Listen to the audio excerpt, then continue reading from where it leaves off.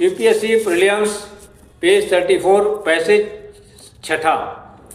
हमारे देश में हथकरघों को परंपराओं का सातत्य सुनिश्चित करने वाली संस्कृति से समीकृत किया जाता है।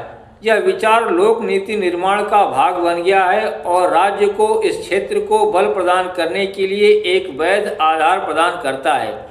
किंतु आज एकल रैखिक सत्व के रूप में परंपरा की इस धारणा का पुरजोर विरोध किया जा रहा है।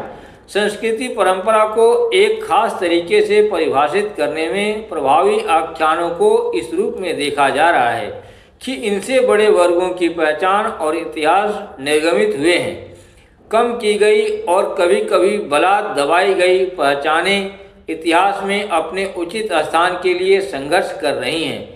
इस पृष्ठपट के सम्मुख जब हथकरघे को पारंपरिक उद्योग के रूप में प्रोत्साहित किया जाता है, यह आश्चर्यजनक नहीं है कि जनसंख्या का एक बड़ा वर्ग इसकी उपेक्षा करना पसंद करता है।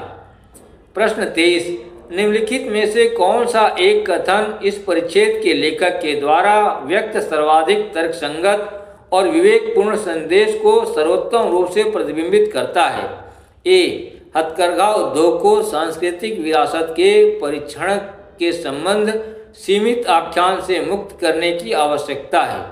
बी, हथकरघा उद्योग को राज्य द्वारा सतत सहायता प्रदान करने से हमारे कतिपय शानदार कला रूपों और प्राचीन परंपराओं का परीक्षण सुनिश्चित होता है।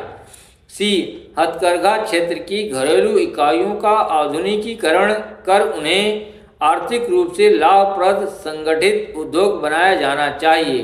डी, हथकरघा उत्पादों को मशीन निर्मित अभिकल्पक डिजाइनर उत्पादों में बदल देने की आवश्यकता है ताकि वे अधिक लोकप्रिय बन सकें। Answer A. प्रश्न 24, उपयुक्त परिच्छेद के संदर्भ में निम्नलिखित पूर्वधारणाएं बनाई गई हैं। फर्स्ट, हथकरघा क्षेत्र में राज्य को किसी भी रूप में अंतर्ग्रस्त होने की कोई आवश्यकता नहीं है। सेकंड, तेजी से बदलते हुए आधुनिक विश्व में हथकरघा उत्पाद अब पसंदीदा और आकर्षक नहीं रह गए हैं। उपयुक्त पूर्वधारणाओं में से कौन सी वैध है? ए, केवल फर्स्ट, बी, केवल सेकंड, सी, फर्स्ट और सेकंड दोनों, डी, न तो फर्स्ट और न ही सेकंड। उत्तर डी, न तो फर्स्ट न ही सेकंड।